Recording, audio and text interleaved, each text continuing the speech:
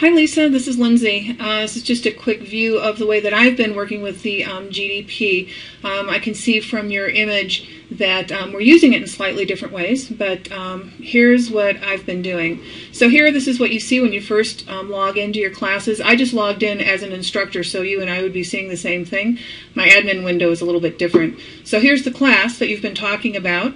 Inside that class are the different sections that have been created. I've just selected one of my sections, and over to Actions, I'm going to click on that pull-down menu.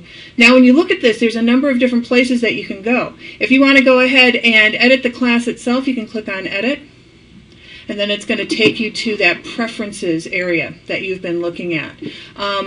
My preferences have not been locked. Rebecca unlocked them for me because there was some issues that I was having with being able to use the program. I think I'm going to do the same for you. As we're in the preferences area, you can look at, I'm going to click on that last tab, Scheduling. And this is where you come in and actually assign all of the different activities that your students are going to have. Within Assign Resources, as you know, we don't add anything extra to that. I clicked on Assign Timed Writings. We didn't do anything extra with that. So, so far this is part of the window that you've been looking at.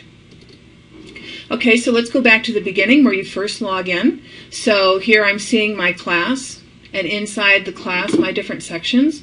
If I click on the pull-down menu under Actions and I go directly to Gradebook, this is where I can actually see what each of my students are doing. I can go ahead and take a look at their portfolio, what kind of work they have done, how fast they've gone, when they actually submitted the actual work. As you know, we can go ahead and take a look at the different details for everything here. If I go back to the gradebook, I can also see the required exercises list, and I'm sure all of this is really familiar to you. We're just getting to it in different ways. It gives us an idea of when things are due or not. Now, this is part of where using individual sections for each class that we have each semester, because if you actually put in a due date, like I put in the end of the semester and I saw their completion date, I could see their specific status. So if you use the one class over and over and over again, you're kind of losing a tool, not having access to a tool that you can have to kind of help keep track of your students. Anyway, something that I look at. One more area that I go in and I mess around with, which you have already done for your class itself, is actually assign the different exercises that are due. I'm looking in this in Chrome, so this window acts a little bit differently.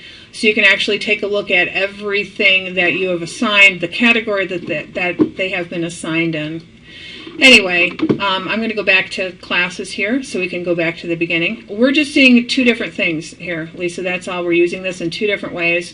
I liked having the additional organizational area so that I could keep my YC sections separate, so that if I ever needed to go back and look, there would be a direct tie from the section itself to the YC class. The place where we're looking to actually open your class or make it available to the student, I clicked on the section itself. I went to Actions. I'm going to click on Edit. And you'll see up across the name of the class itself, there's a little Edit button. I'm going to click on that. And what it does is it opens up a new dialog box. You can rename your class anything you want so that it works better for your student. And you can click on Registration Closed or Open. So I'm going to do a check mark, keep mine closed, so that nobody can accidentally register for this class. Anyway, that's the scoop. Let me know if I answered your question, and I'll be in my office for a while longer if you want to give me a buzz. You know my number, 7922. Thanks, Lisa.